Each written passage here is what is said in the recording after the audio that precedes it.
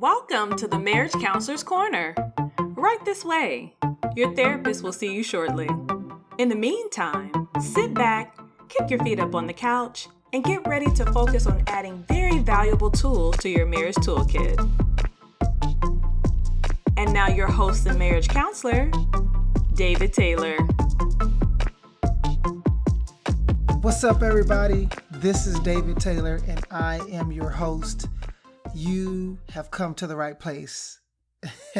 This is the Marriage Counselor's Corner podcast, and I am so excited to have you guys with me today for this second episode. Welcome to the couch, guys. You're in for a nice show. And by the way, if you don't know, the Marriage Counselor's Corner podcast is a place where you get credible and tangible marriage-related information from a licensed mental health counselor.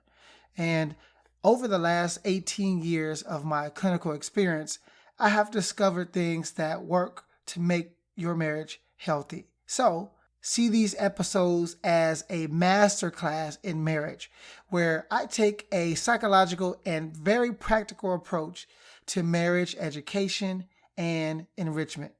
So, this is episode number 2, and in today's session, I am going to be discussing a topic that is very, very important to your marriage. In fact, it's so important that if you don't know this information, not knowing it will be extremely detrimental to your marriage.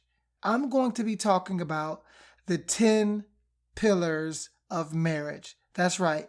There are 10 pillars that make up a healthy marriage. And I've been doing my research, guys. I've been really out here hustling, working with couples, studying and reading and writing and really trying to figure out what makes a healthy marriage healthy. And I found that there are 10 things, 10 pillars. These are things that the foundation of your marriage has to be built upon in order for your marriage to be a long-term, sustaining, healthy, and thriving relationship. Without these things, well, there's a whole host of things that can go awry. And so today, in this session, I'm going to be discussing these 10 pillars. Now, I'm not going to spend a lot of time going in depth with each of these 10 pillars. Today, see it as more of a, class, like 101 class, where I'm just going over the 10 pillars, giving you some insight into what they are, what they look like.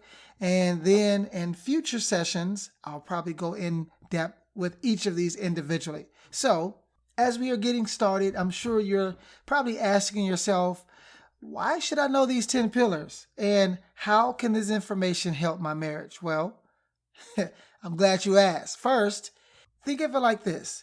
If you are getting married, let's say you're engaged or you're dating or you're at a place where you're like, you know what, we're courting and I think marriage is the next step. Well, it would be in your best interest to make sure that you set your marriage up for success.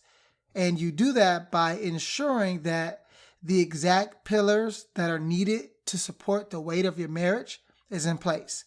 So this information is going to be useful for you if you aren't even married, but you're leaning in that direction, because you'll have the right tools to solidify a healthy foundation. Now, let's say that you have recently gotten married, or you've probably been married for 3, 5 years, or maybe even 2 years, right? You're newlywed.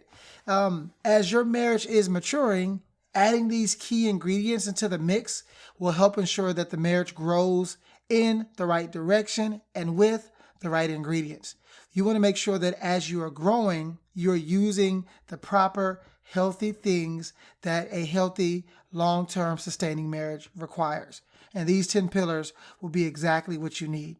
And then lastly, let's say you've been married for 5 years or longer, and you got some skin in the game. You've been in the game for a little while. Well, this information is especially for you. Far too often, I've come across couples who have been married for years, but whose foundation is so faulty that it compromises the structural integrity of the marriage. So this information will help you go back to the basics. It'll help you reevaluate what is missing so that you can begin to properly tend to the pillars that need your attention the most. Okay?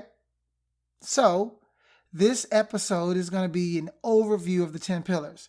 I'm not going to be able to spend a lot of time going through all 10 because it's a lot of information. And so what I want you guys to do is take this information and then I want you to apply it, research it, study it, and wait to see what else comes in further episodes, because I will be spending more time discussing these things a lot more. All right, so let's go ahead and dive right in and talk about the 10 pillars. We're going to start with pillar number 1. And I guess these are in some order of importance, but may or may not be depending on what's more important to you. So just go with number 1 and then go from 1 to 10 in the order that I gave you. And then you can rank order them in terms of importance for your particular marriage. But for my information, I'm going to start with number 1, which is spiritual synergy.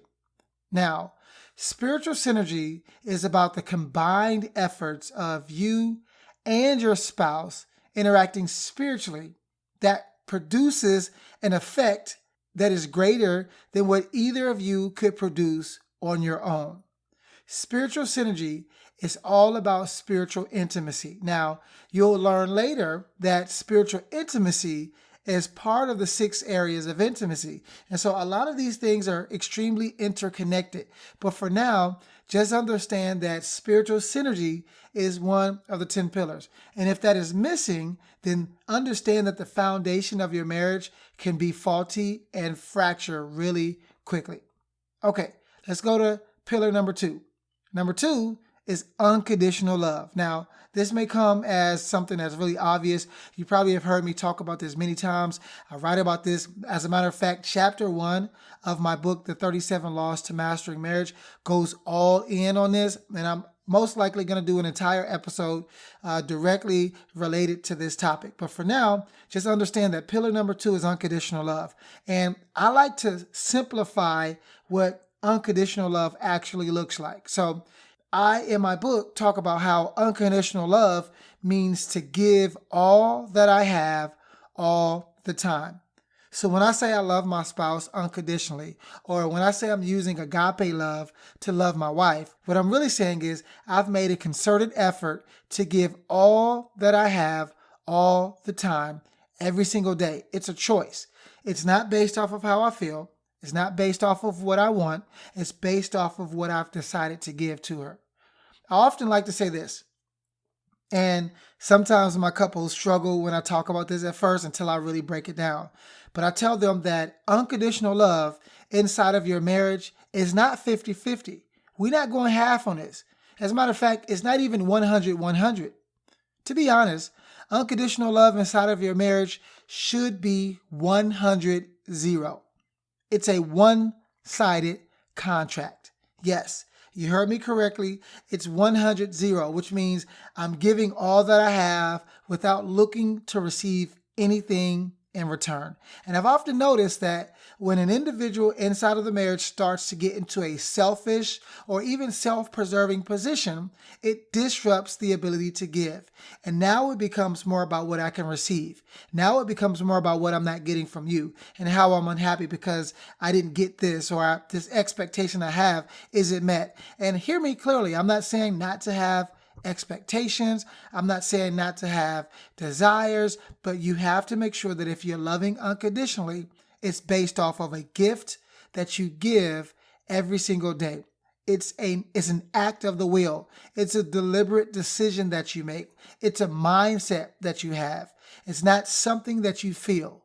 Okay? So just understand that. And if you want more context, again, I'll do a podcast on this later, but you can also refer to chapter 1 of the 37 Laws to Mastering Marriage. I go much more deeper into this topic of unconditional love. Okay, so let's go ahead and keep it moving, and I'm going to go ahead and transition to pillar number 3. Now, again, I'm going over the 10 pillars of marriage, and I'm just going to give you guys a brief overview of these 10 pillars. Okay, so number 3 is safety and security. And trust me, guys, this pillar is very important. I often see in counseling sessions, this is one of the main areas that people struggle with the most inside of a marriage. Okay. Now, let me talk a little bit about safety and security. Just a little bit, not a lot. I have a whole chapter devoted to this as well in the book. This is one of the 37 laws to mastering marriage. But I'll say it this way. Safety and security is vital to the human experience. We often thrive in environments where we feel the safest. Likewise, your marriage is one of the environments where safety and security matters the most. Your spouse will not be vulnerable if they don't feel safe. Intimacy will not grow and thrive if they don't feel safe. You will not have influence in your spouse's life if they don't feel safe. So everything that is vital to your marriage is hinged on your ability to create a safe and secure environment for your spouse. Now, you may be thinking, well, I know how to protect my spouse, or I know how to make my spouse feel safe. But the question is not, can you do it? The question is, do you know what they need from you in order to feel safe and secure? Do you know how they view safety and security? Do you know their family of origin and what they grew up maybe not receiving, what they lacked from their ideal parent, right? All of this will matter as it pertains to your ability to hit the mark correctly when it comes to creating a safe place. If you don't know this information, guys, you're going to struggle when it comes to creating a safe place. And by the way, you may think you're doing a good job until you realize that you're doing a lousy job because they're not satisfied or they're not being vulnerable with you. Okay? So safety and security, pillar number 3, very vital, very important. Okay? Let's move forward to number 4. Again, this is another one that's super important. There's a whole book called Emotional Intelligence 2.0, and that's right. Number 4 is emotional intelligence. As a matter of fact, this is one of the 37 laws to mastering marriage. It's that vital. Emotional intelligence is the 4th pillar, and it's something that I notice especially husbands struggle with the most. If you haven't heard of emotional intelligence, well, it's defined as your ability to recognize and understand emotions in yourself and in others, as well as your ability to use this awareness to manage your behavior and the relationships. Now, again, this may seem like a complex definition, and so I would challenge you to go and get the book Emotional Intelligence 2.0, or if you have my book, The 37 Laws to Mastering Marriage, there's a lot in there about emotional intelligence and how that correlates to being in a healthy position inside of your marriage. But this is important, guys. And if you've never really studied it, trust me, just learn it. It's something that you can actually acquire and accumulate. And once you have it, it changes the dynamic of your interactions with your spouse. Especially to the husbands out there, please don't overlook this one very valuable, crucial pillar. All right, let's keep it moving. Go on to pillar number 5. Pillar number 5 is intimacy. Now, let me ask you a question. What's the first thing that comes to mind when you hear the word intimacy? Well, for many people, they think of physical connection, sex, right? And intimacy inside of your marriage is deeper than just sex and or also physical affection. Intimacy is all about connection, exposure, and influence. Actually, there are 6 areas of intimacy as it relates to your marriage. That's right, you heard that correct. Intimacy is not just about physical connection. There are actually 6 areas of intimacy. Now, let me go over those 6 areas and then we'll keep it moving. And again, this is just an overview. So my challenge for you is to go take this information and dive deeper. All right, so here are the 6 areas of intimacy. Intimacy area number 1 is emotional intimacy. Yes, emotional intimacy is your ability to emote and connect on an emotional level. Number 2 is intellectual intimacy. This is the transfer of ideas, dreams, thoughts, things that you have that's in your mind that isn't about how you feel. It's about how you think. That's intellectual intimacy, the transfer of ideas. The number 3 is physical and one could say sexual intimacy. But it's not just about sex. It's not just about copulating. It's also about just the small physical gestures that you and your spouse share throughout the course of a day or a week or whatever you may, however you may see it. But it's sexual in nature, meaning it's all about having a physical connection that's more than just what you would have with a friend. Okay? That's the third area of intimacy. Number 4 is spiritual intimacy. And I was talking about this earlier when I talked about the very first pillar. But spiritual intimacy is the connection that you share on a spiritual level. It's not just about having a shared religious experience, right? Not just about going to church, but it's about your studying, how you live your life, your moral compass. All those things add to your spiritual intimacy, right? Number 5 is relational intimacy. Jim Rohn has a saying that you're the average of the 2 to 3 people that you're the closest to. And your marriage is also the average of the 2 to 3 couples that it's the closest to. So who's in your inner circle? Who do you guys have that's holding you guys accountable? Are you connected with people that are trustworthy, that set good examples, that can be a leader, but also individuals that you can also help, right? That's relational intimacy, connecting with people that can be part of your inner circle that can help you guys grow. It's hard to find couples that you trust, so I understand how this may be an area where most couples struggle at, but it's still important nonetheless to have somebody that you're connected to outside of just your spouse, in terms of another couple or another individual that can hold both of you guys accountable. Sometimes it's a pastor, sometimes it's a coach, sometimes it's someone like myself who's a therapist, right? So relational intimacy is important to have. And then number 6, the 6th area of intimacy is financial intimacy. This is yet another one of those underutilized, underfocused areas that is so crucial that if this one area of intimacy is rocky, it can cause tremendous ripple effects in a negative manner throughout the lifeline of your marriage. So again, these are the 6 areas of intimacy. That was the 5th pillar. Intimacy was the 5th pillar. Now we're moving to number 6. This is pillar number 6 of marriage. And that pillar is trust. Yes, trust. See, trust is a key element in human interactions, regardless of what stage of life you're in. As a matter of fact, you actually trust better as an adult if you trusted well as an infant. See, most of how you trust now is directly connected to how you trusted when you came out the womb. Did you have family members that were reliable, that were safe, that fed you when you needed to be fed, that touched you when you needed to be touched, that changed your diaper? Did you have family members that were more in tune with how you felt, with how you emoted? Or did you have somebody that just let you cry it out, that just put you in a crib and, picked you up when it was convenient for them, right? You'll learn really quickly as an infant and even as a toddler who to trust and who not to trust, and how to trust, and whether or not trust is safe.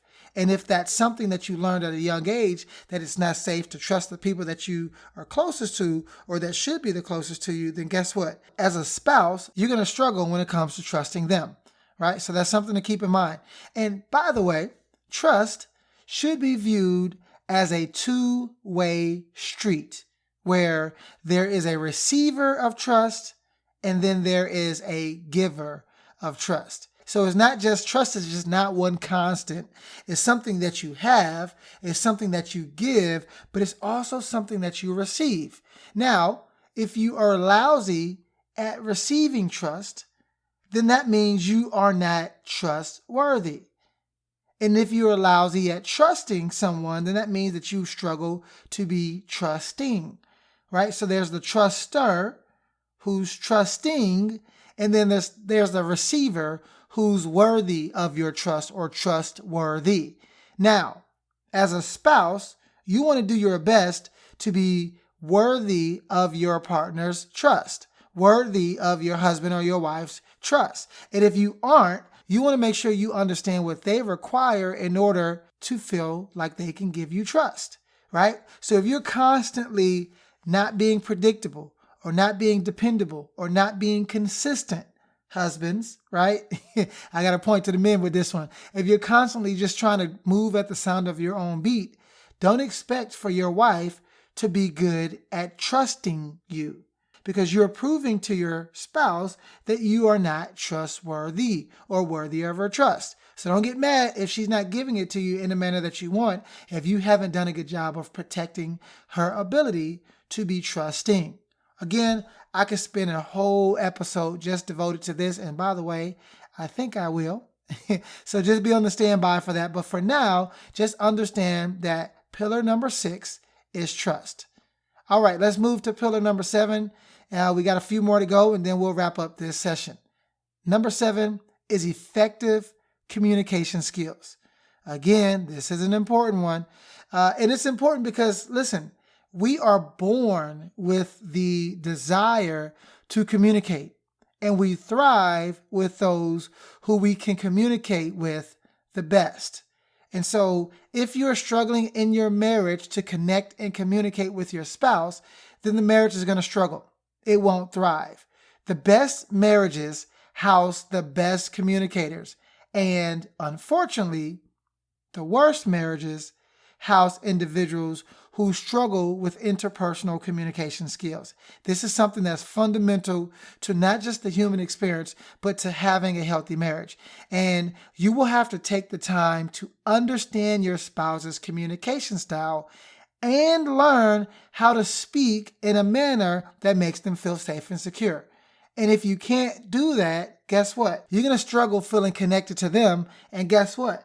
They're going to struggle feeling connected to you too. There's going to be a lot of misunderstanding, a lot of small conflicts, a lot of assumptions, and that is cancerous to your marriage. So learn how to communicate effectively. And no matter how well you think you know, trust me, there's still room to grow. Okay? So this is an important pillar.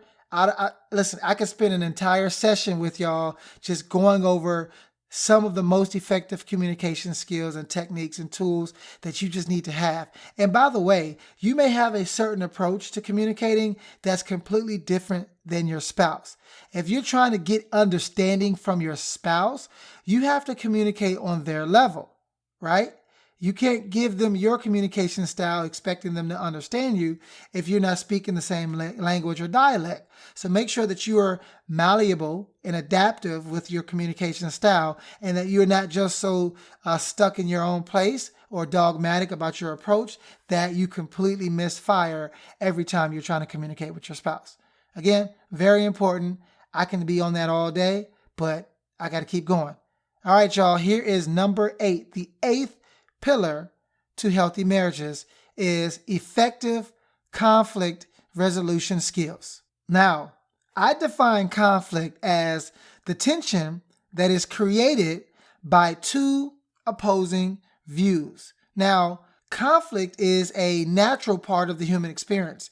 And guess what? It goes hand in hand with being married, meaning whatever fantasy you have or whatever fanatical view of you guys just always finishing each other's sentences and never disagreeing, throw that out the window and understand that conflict goes hand in hand with being married. Now, with that being said, I've often noticed that for some reason in marriage, conflict seems to be unwelcomed. And I've learned that it's because of how people view conflict. See, conflict is neither a negative or positive thing. It's actually neutral. Yes, seriously, conflict is a neutral thing. The goal is to see conflict as something that, if used correctly, can bring tremendous growth to your marriage. The problem, though, is that most people, they get defensive the moment they feel conflict because they have a negative view and a negative association with conflict. They think that conflict is all about fighting and fussing and arguing. And really, it's just a difference of views, a difference of opinion. It doesn't have to be negative. It doesn't have to be something that's long and drawn out. It just means that there are two different people from two different walks of life seeing one similar situation from two different angles. The goal with conflict is to find common ground. There's a Jewish proverb that says, "How can two walk together unless they agree?" Conflict is all about finding alignment with your spouse and creating synergy. And I found that the couples that are the healthiest have the most healthiest conflict resolution skills. So this is something that you don't want to overlook. You definitely want to make sure that you're investing a lot of time into maximizing your ability to manage conflicts effectively. Okay, and I know I said, like I do with each of these, that I can spend an entire session. I can go maybe 2 or 3 sessions with just focusing on conflict resolution skills and giving you guys very efficient, very effective, very tangible conflict resolution tools to help you manage these things that's going to come up, right? Small fires are going to happen inside the marriage. The goal is to make sure that you don't look at a small fire and create something bigger than what it really is, okay? Anyways, let me move on to pillar number 9. That is respect. Yes, respect.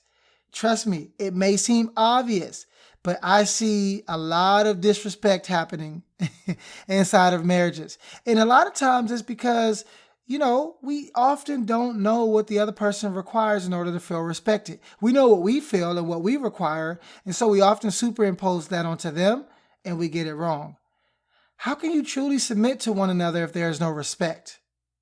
How can you truly trust your spouse if there's no respect? How can you truly love unconditionally if you don't have respect for your spouse, right? These are rhetorical questions, but it's something that you must answer and understand. You can't respect them. If you can't respect them, you can't trust them. If you can't respect them, you really can't love them unconditionally. And if you can't respect them, how is there accountability and submission, right? It goes 2 ways. So I know there's a book written called Love and Respect, and that emphasis on, and it puts an emphasis on how wives need love and husbands need respect. Well, wives need respect as well. There are boundaries, there's expectations, there are desires, there are fears. All of those things need to be couched under respect, right? So husbands, respect your wives. Wives, respect your husbands. Wives, respect your husbands. Husbands, respect your wives. I know the scripture. I know the book. I know it talks about how you need to love your wives and wives need to respect husbands. But I want to go a step further and say both of y'all should be respecting each other to the same degree. I know egos for the men. We have a very fragile relationship with our egos. And so we require maybe more respect, but that doesn't mean that you shouldn't be dishing it out just as much as you're receiving it. Okay? Something to think about. And this pillar of marriage has to be in place at all times because without it, the decision to love unconditionally becomes much harder. So respect affects your desire to even use conflict resolution skills.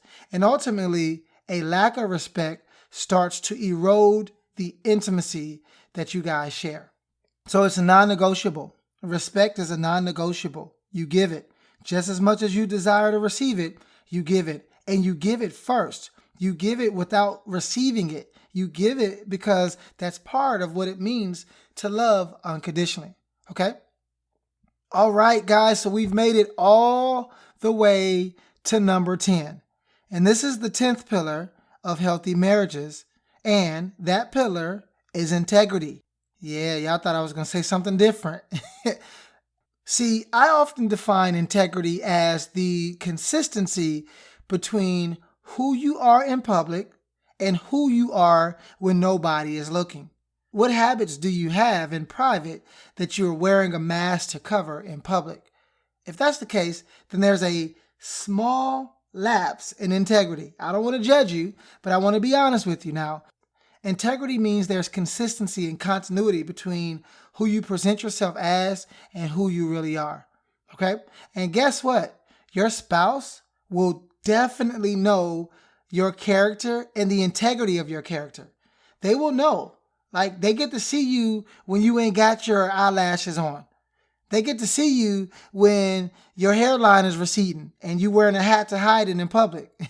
They get to see your dirty laundry and your bad habits and you with your facial hair or you when you're bloated, right? They get to see all of the other things that as humans and adults, we like to hide when we're out in public. Well, they know you at your core. And guess what? They're going to be looking at your character and seeing if there's a consistency between who you present yourself as and who you are inside of the marriage behind closed doors.